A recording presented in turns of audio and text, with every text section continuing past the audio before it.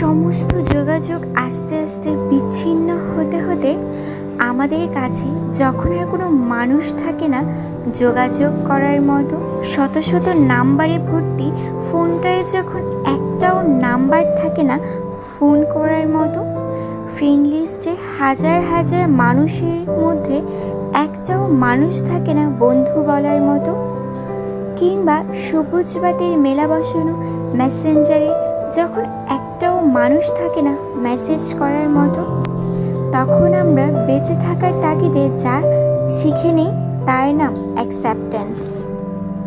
মেনে নিই, মানিয়ে নিই নিজেকে। ভিড়ের মাঝে দাঁড়িয়ে থেকেও একলা হওয়া এক অদ্ভুত যন্ত্রণা। ভালোবাসার কাঙ্গাল হয়েও জড়িয়ে ধরার মতো একটা মানুষ না থাকা এক অদ্ভুত যন্ত্রণা।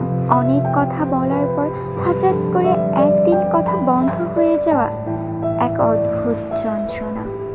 সামলে ওঠা যায় না, তবু বেঁচে তো থাকতে হয়।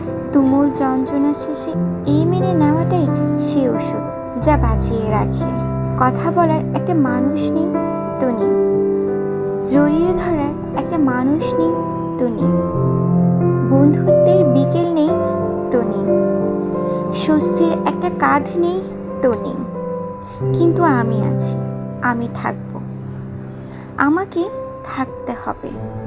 2019 সালে আমার জীবনে যখন একটা বড় পরিবর্তন আসতে চলেছে, সেই সময় আমার এক খুব কাছের বন্ধু আমায় একটা কথা বলেছিল।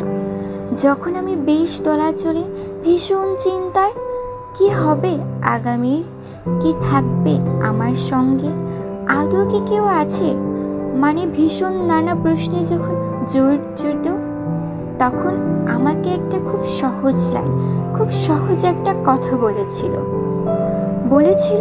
আমার জন্য আমিই তো আছি, ব্যাস আর কি চাই। সত্যিই তো, আমার জন্য আমি আছি, আমি থাকবো, আমাকেই থাকতে হবে, এটুকুনি।